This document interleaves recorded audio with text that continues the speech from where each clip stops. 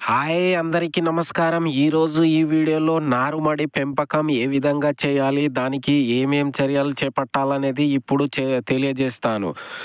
So, మనం చూసుకున్నట్లయితే first నారుమడిని బాగా దున్ని 2-3 సార్లు దమ్ము చేసుకొని చదును చేసుకోవాలి. ఈ విధంగా మొత్తం లెవెలింగ్ చేసుకోవాలి. అదే విధంగా చూసుకున్నట్లయితే మనకు నీరు పెట్టడానికి, అలాగే నీరు బయట తీయడానికి వీలుగా కాల్వ ఏర్పాటు చేసుకోవాలి.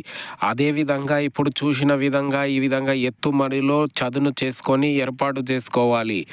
అదే విధంగా చూసుకున్నట్లయితే దీనికి ఈ నారుమడికి ఎరువుల యాజమాన్యం ఏమేం చేయాలి?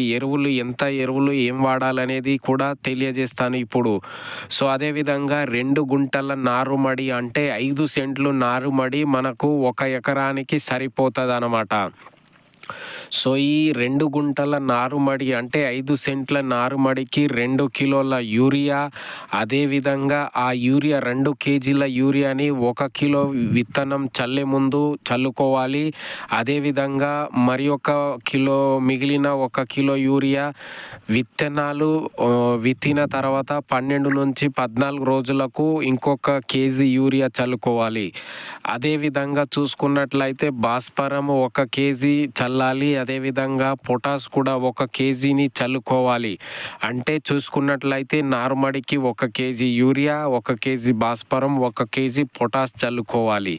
అదేవిధంగా మొలక వచ్చిన తర్వాత 12-14 రోజులకు 1 కేజీ యూరియా మాత్రమే చల్లుకోవాలి చెప్పాను. సో, ఈ విధంగా మనము